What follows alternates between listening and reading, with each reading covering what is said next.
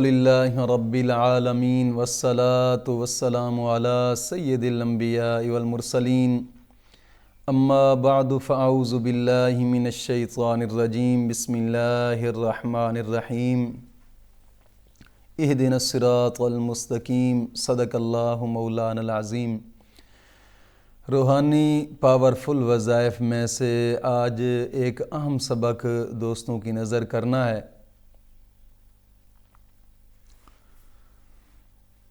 اور یہ آج کا وظیفہ ایک قرآنی وظیفہ ہے، اور یہ آج کا وظیفہ اس آیت کا وظیفہ ہے کہ جو کہ حضرت عثمان غنی رضی اللہ تعالیٰ عنہ کی شہادت کے وقت آپ جس آیت کریمہ کے اوپر آپ کا خون کا ایک قطرہ گرا تھا اور جس آیت کریمہ کی آپ تلاوت فرما رہے تھے، آج اس آیت کریمہ کا ایک خاص وظیفہ ہے، اور بڑا ہی مجرب اور بڑا ہی باکمال وظیفہ ہے۔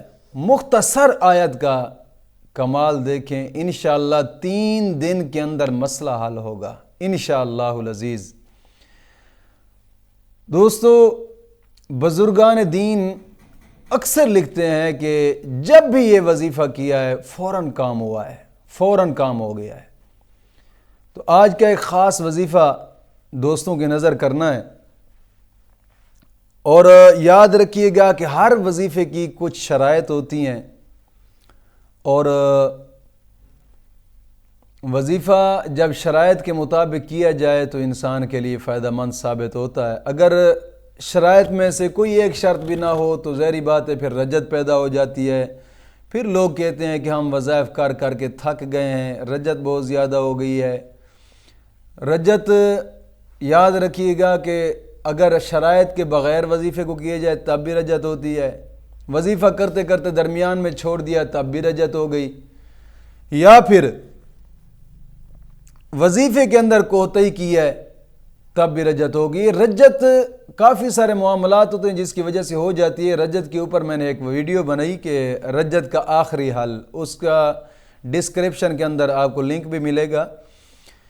یہ ایک خاص وظیفہ ہے رجت کا جو کہ میں نے آخری حل اس کا بنایا تھا، اور آج کا یہ وظیفہ بڑا ہی باکمال وظیفہ ہے، اور اس کے لیے کچھ شرائط ہیں۔ سب سے پہلی شرط یہ ہے کہ نماز کی پابندی کریں، اور ہر نماز کے بعد 11 مرتبہ کلمہ طیبہ اور 11 مرتبہ درود پاک، یہ اشد ضروری ہے۔ دوسری شرط اس کی یہ ہے کہ اپنے تمام گناہوں سے توبہ کریں اور آئندہ گناہ نہ کرنے کا پختہ عزم کریں۔ دوستو، توبہ بڑا فائدہ مند ہوتی ہے۔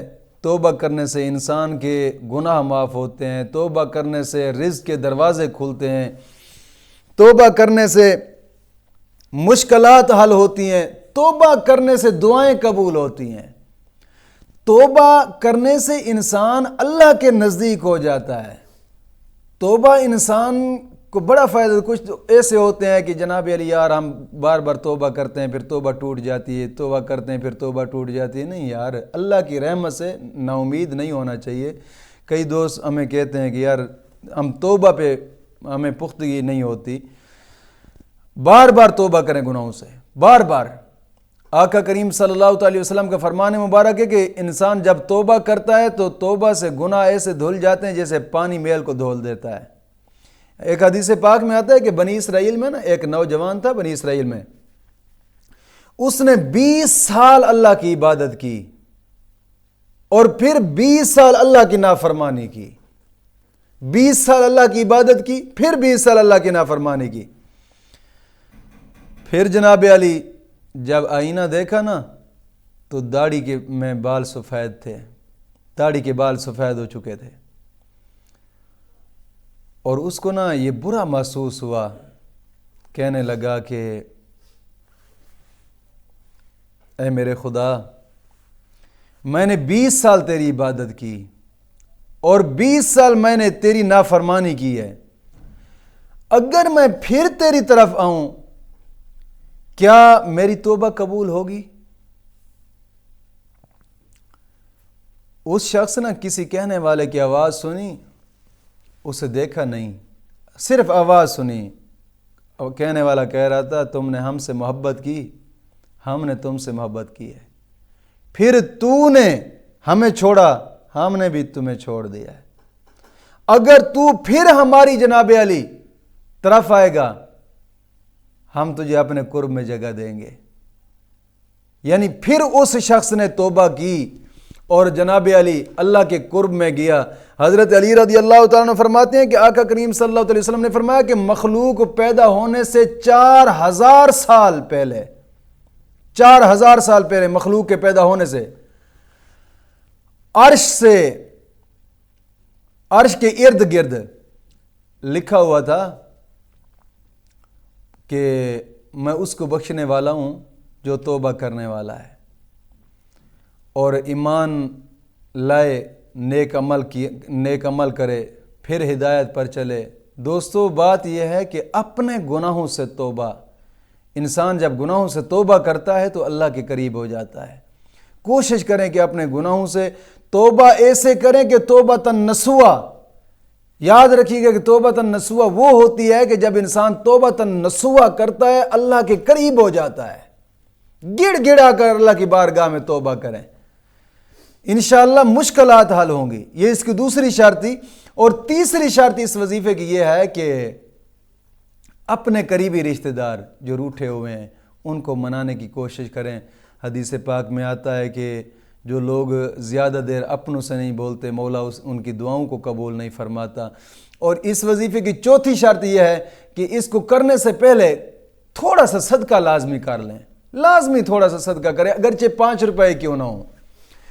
دوستو قریبی رشتہ دار، یتیم، مسکین، اگر وہ قریب ہیں ان کے اوپر خرچ کر دیں، اللہ کا کہیں قریب گھر بن رہا ہے اسی پہ خرچ کر دیں، یا دین کی اشاعت کے ادارے ہیں ان پہ خرچ کریں۔ جس طرح کہ اب ہمارا درسگاہ، مسجد کی درسگاہ زیر تعمیر ہے اور اس درسگاہ میں کافی سارے خرچ اخراجات ہیں، جناب علی سیمٹ، بجلی، سیمٹ کی اشد ضرورت ہے۔